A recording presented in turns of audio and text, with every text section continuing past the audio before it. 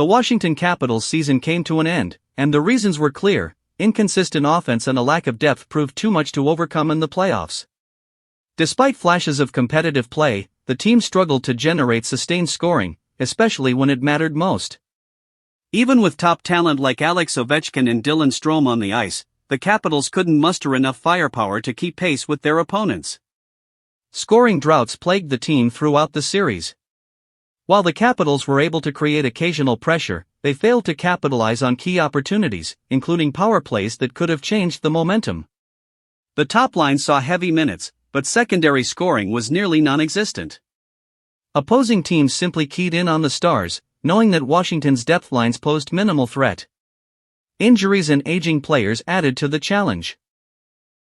The wear and tear of the season took its toll on the roster, and without reliable reinforcements from the bottom six or younger players stepping up, the team had limited options. The pace of play often exposed Washington's slower defensive core and limited transition game, making it difficult to respond once the team fell behind. Coaching adjustments tried to spark life into the offense, including line shuffling and aggressive forechecking, but the results were modest at best. Goaltending kept the Capitals in games at times, with strong efforts from the crease, but it wasn't enough to overcome the scoring woes.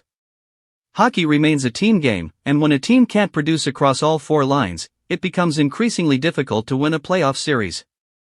What's next for Washington is a summer of hard questions. The core group that brought a Stanley Cup to DC is aging, and while still talented, they can no longer carry the team alone.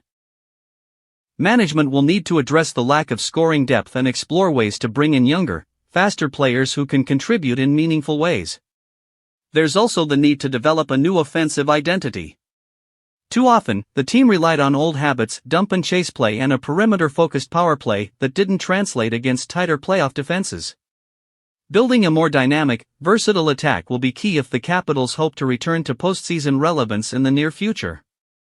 Ultimately, the Capitals' elimination was less about effort and more about composition.